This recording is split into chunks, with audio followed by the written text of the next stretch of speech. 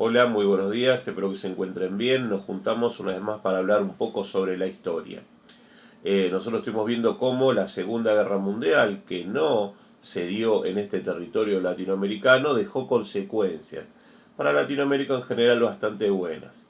Bien, luego de la finalización del conflicto bélico armado más grande que tuvo la historia de la humanidad, esta Segunda Guerra Mundial, luego de 1945, inicia lo que se llamó la Guerra Fría, un conflicto ideológico no armado entre el bloque capitalista liderado por Estados Unidos y el bloque comunista comandado por la Unión Soviética. Este conflicto termina, por decirlo, porque es muy probable que continúe todavía en una cuestión cultural, en 1991 cuando es desmembrada la Unión de Repúblicas Socialistas Soviéticas. Ahora bien, los problemas derivados de esta intención de imponerle al resto del mundo una forma de gobierno determinada, es decir, una parte quería que los gobiernos del mundo sean capitalistas y otra parte querían que sean comunistas.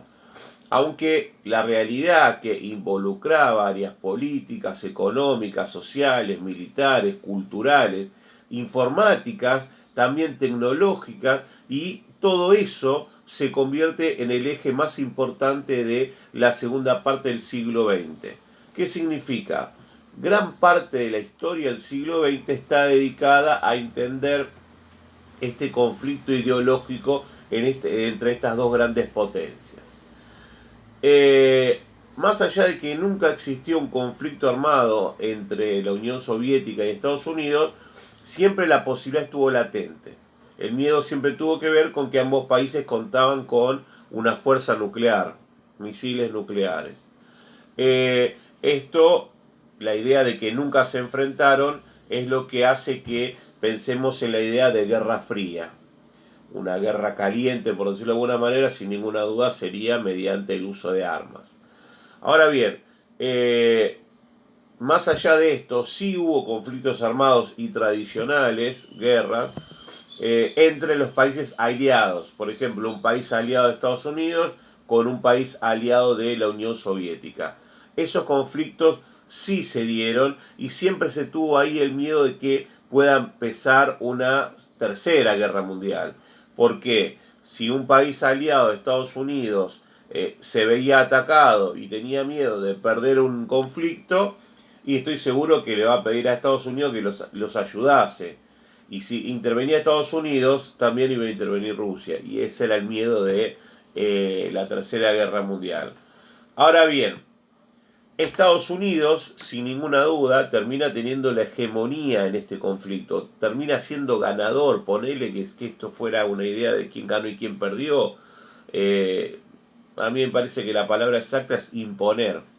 Estados Unidos termina imponiendo su hegemonía, su forma de hacer las cosas. Por eso vivimos en un mundo capitalista. Ahora bien, Estados Unidos a fines del siglo XIX se presenta ante el mundo como un país muy prometedor, ¿no? Y desde ahí hasta la Segunda Guerra Mundial sigue avanzando sin ninguna duda como país pujante, que quiere crecer, que promueve nuevas ideas, ¿no? Entonces, Estados Unidos empieza a tener mucha presión o mucho poder político en decisiones internacionales. Supongan que nos juntamos 5 países y el más grande es Estados Unidos y medio que la decisión o lo que se va a hacer quedaba en mano de ellos. En ese momento Estados Unidos se transforma en una potencia de lo político, de lo económico y de lo militar a nivel mundial. No solo ellos sabían que era una potencia, sino que el resto del mundo consideraba que esto era correcto. Bien, ahora, ¿qué factores permitieron que logre esto Estados Unidos? Primero, que ellos eran un país muy organizado y que detallaban todo de forma planificada. Planificaban todo detalladamente. La organización era lo principal para ellos. Y tenían una clase dirigente que especulaba, siempre pensaban cómo se podía dar alguna situación. Ellos especulaban con los resultados. Y un tercer factor que permitió que Estados Unidos crezca y se convierta en potencia es que la guerra no se dio en su territorio, Entonces su territorio no se vio afectado ni económicamente, ni políticamente, ni culturalmente, ¿no? No hubo daños estructurales, ¿no? Solo fue una cuestión ideológica en Estados Unidos.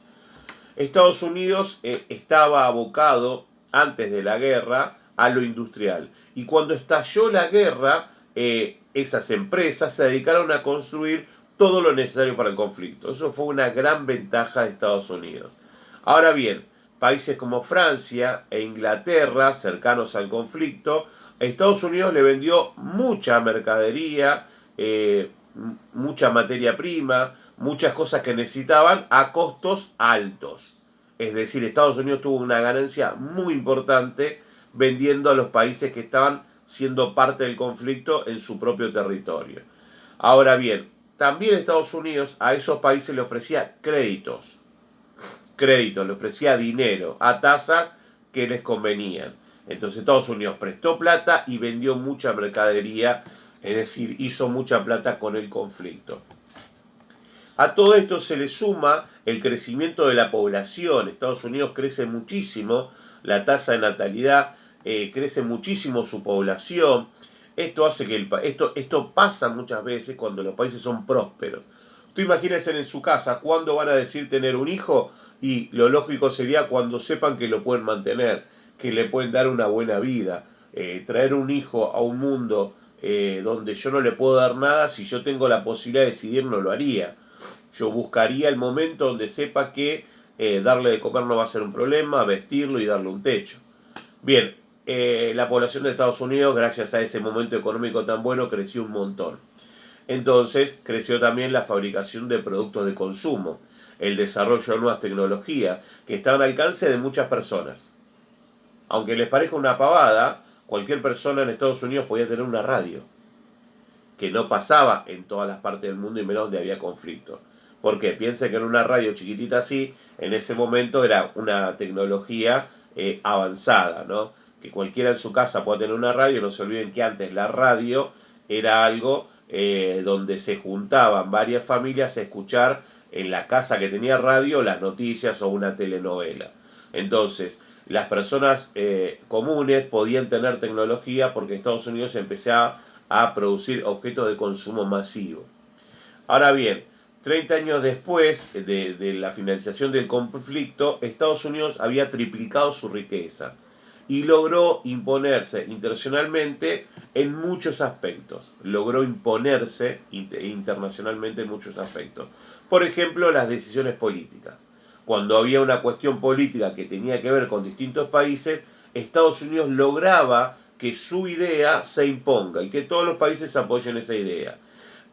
Logró imponer un sistema económico, el sistema económico capitalista, muchísimas modas surgen de Estados Unidos. Estados Unidos fue una vanguardia en lo artístico, es decir, fue un país que dio el primer paso en muchas cuestiones de arte. Como también una gran idea es que Estados Unidos, gracias al cine de Hollywood, también pasó al frente en muchos aspectos. No se olviden la cantidad de películas que hay, desde, no sé, de la década del 70, de que yo era chiquito, de películas donde los rusos eran los malos y Estados Unidos eran los salvadores de todos. Esa cultura de Hollywood ayudó muchísimo a que Estados Unidos tenga el lugar que hoy tiene y que tuvo en ese momento también. Han impuesto también una forma de vida, la forma de vida del estadounidense también se trasladó a todas partes del mundo. El tema del fast food, de las comidas rápidas, ciertos electrodomésticos, la moneda, el dólar, hace que hizo que muchos países también comercien en dólares. Bien, eso y un montón de cosas más. Bien, les voy a dejar una actividad, espero que lo entiendan. Siempre ante cualquier duda, me escriben. Un abrazo.